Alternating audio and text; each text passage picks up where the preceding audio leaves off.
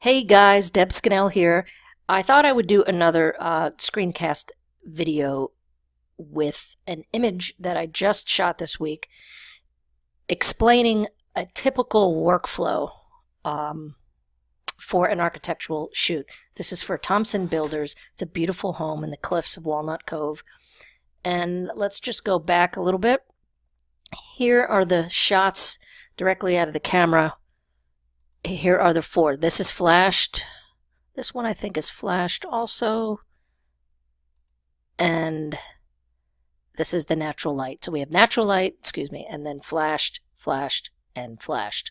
So you can see back here this room was flashed and this area here was flashed, which is very important to consider when you're shooting. Make sure your rooms that you can see, even if it's a tiny little square way in the back, make sure it's not a black hole. Pet peeve of mine and basically a no-no.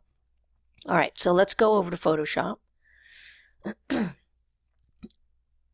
Here is the workflow, and I'm just going to kind of undo everything, and then we'll go through it one at a time kind of quickly. Okay, so I didn't end up using two of the images, and I just basically blended this shot with this shot. And you can see here is my mask. So we did some just basic blending of the flashed shot and the natural lit shot. Next up, we have a hue and saturation. Look right up here in this corner and the refrigerator and some of the area along in here.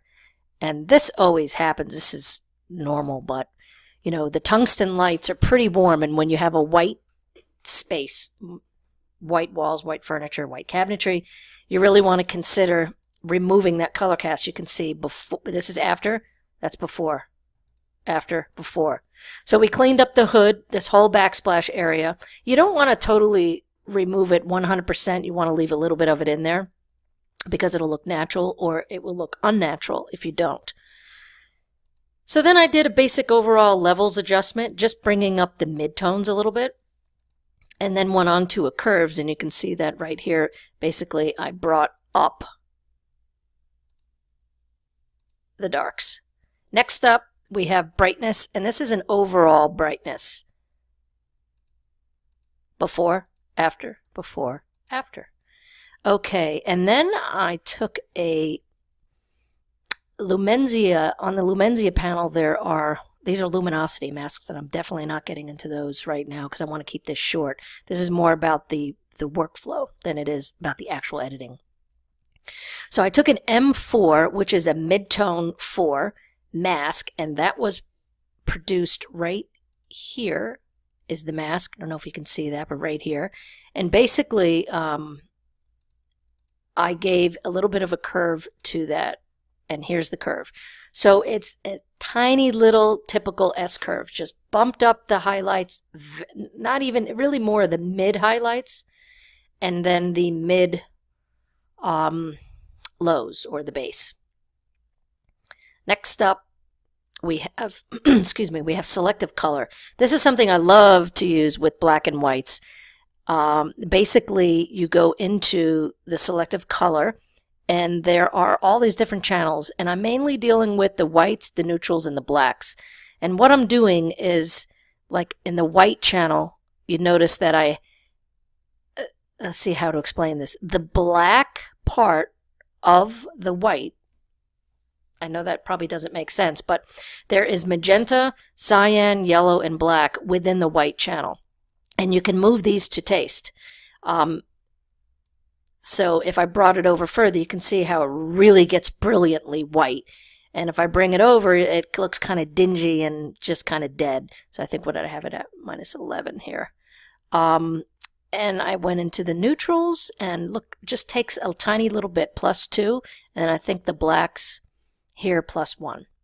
So that's what that is about. And that's super important. Then we did a curves, and you can see what's going on here. This section right here and the refrigerator. So I lifted the tones a little bit on the cabinets because they're white. There we go. And excuse me. Then let's see, looks like we did some straightening and curve. Let's see, straightening. Oh, there we go. So before, so I pulled these lines down. These are rulers, and I bring them out because this is actually an image that's going to be on the front cover of a magazine. I always shoot vertical for that for obvious reasons and leave some headroom up here for the name of the magazine to be there. Thinking forward, that's super important. But when you notice this, the funny thing is this line is perfectly level. However, I'm noticing the island is off. Something is off, and I'm sure it's not the builder. Let me just put that out there. It's probably was my camera, but who knows what it was, and it doesn't really matter because we got to fix it. So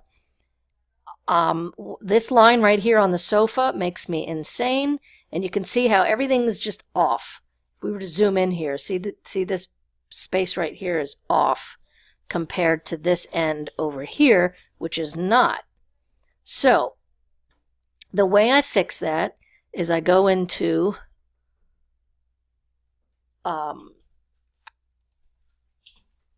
transform, basically, and I pull down this corner. Let me zoom in so you can see this.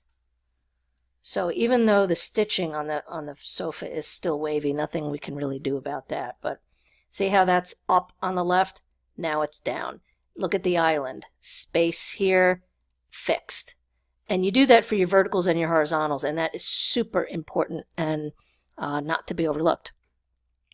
Let's see, next up we have I took the wall, I think it was the air conditioning unit and a switch, a few switches and stuff over here. Right on the edge of the frame, looks terrible. And I really didn't want to lose the wall because it grounded the left side of the frame here. So voila, gone. And then I did some more contrast. And right here I took some of the reflections out on the cabinets. I didn't go crazy. I still left them on the backsplash because that's less noticeable. But they were really bothering me on the cabinets.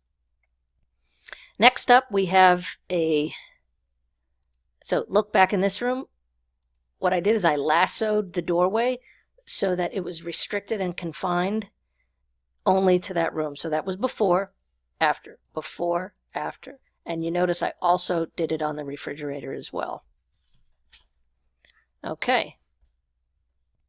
Next up, keep your eye right over here. There was a little funkiness going on. I can't remember what it was. Oh, there was a piece of paper or something. There was a lot going on at the house this day, so there was something on the floor over there.